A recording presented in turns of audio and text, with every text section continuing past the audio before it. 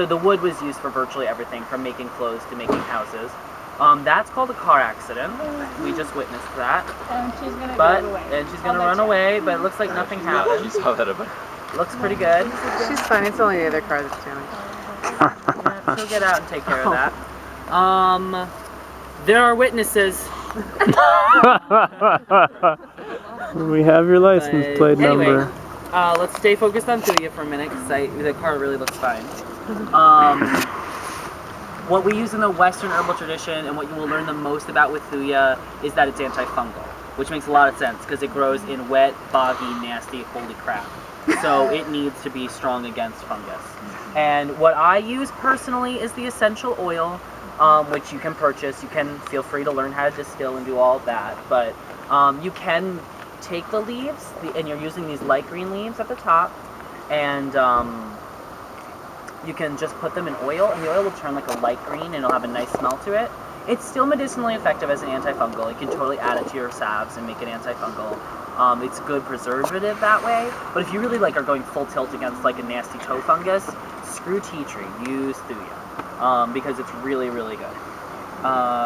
In the spring is when it kind of shoots out the new shoots. You can use the leaves at any time, but the younger the shoots, the more Thujone or like Thuja essential oil it has in it, which kind of makes sense because they're young, they're vulnerable, so they're like, I will not get sick because I'm young, so I have this like tool to protect me. Any questions on Thuja Plicata, which is common name Western Red Cedar? You're going to ID it because it's your only tree, and it's got scaled leaves, and if you eat it, you can taste what Thujone tastes like, which is actually pretty good, but don't eat a lot of it because it's not good for you. Is Thuja a constituent that's in other plants too? Yeah, it's in absinthe, Artemisia annua, or Artemisia absinthium, so wormwood. It's in yarrow. You can taste, if you eat yarrow and this next to each other, you'll like, there's a slight familiarity of flavor, and that's the Thujone specifically. Thujone's also cool, well not Thujone, but Thuja is also cool because you can totally take these sprigs and put it in a bath and it turns like this pretty light blue color and it smells really nice. And there's not particular medicinal value to that, but it's just fun spa time. Is that a cedar? This is Western Red Cedar. It's actually, it's not a cypress though. It is in the other family. Come on. I said it last week. You people were there. Yeah, it's not like a true cedar or whatever, right? Okay, questions, concerns, worries, fears, doubts, anxieties. Oh, energetically, Thuja is said to bring two parts of a person's self together. That's its homeopathic situation. But you can also, again, anything, not anything, but a lot of the stuff that homeopathy works on, I often will incorporate into my own herbal traditions, which is a whole talk about how Thuja has a tendency to, like, if you feel like you don't belong somewhere, or you feel like there's two parts of yourself battling, they can come to peace under a Thuja tree. And it's really interesting. You know, a lot of us are not from around here and are dying, and myself at least, to get out of here. God bless you, Seattleites. I love you all, but I don't want to live here. And it's like you would go, like a Thuja tree is a perfect situation for like, I don't want to be here, but I need to be here because I love what I'm doing, and like uniting those two parts of my personality. Again, this is an energetic use. This is not medicinal, chemical. And it was really cool because I was talking to someone and they basically said that all of their own accord. Like, whenever I go and sit by my Thuja tree, like I always feel like the arguments inside of myself like are quiet and I can really think about my as one person. And I was like, read this book. What the book? Matthew Wood, Herbal Vitality. I take a lot from him. He's fun. He does a lot on energetics. Questions on Thuja? Yes. Essential oils? Essential oil? Is there any essential oil?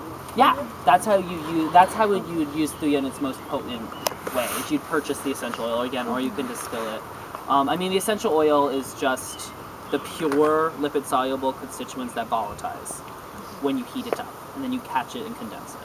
And you can purchase that, and then you just paint it, because all essential oils, with a few exceptions, are not meant to be taken internally. Let me be very clear before you all run off and buy and douse yourself in essential oil. They are lipid-soluble, so that means that they go through your cell membranes really, really fast, which means that they go right into the bloodstream, which means they go straight to the liver. And they are all hepatotoxic in high doses. Okay, so don't be afraid of using them, but understand it's not something you douse yourself in.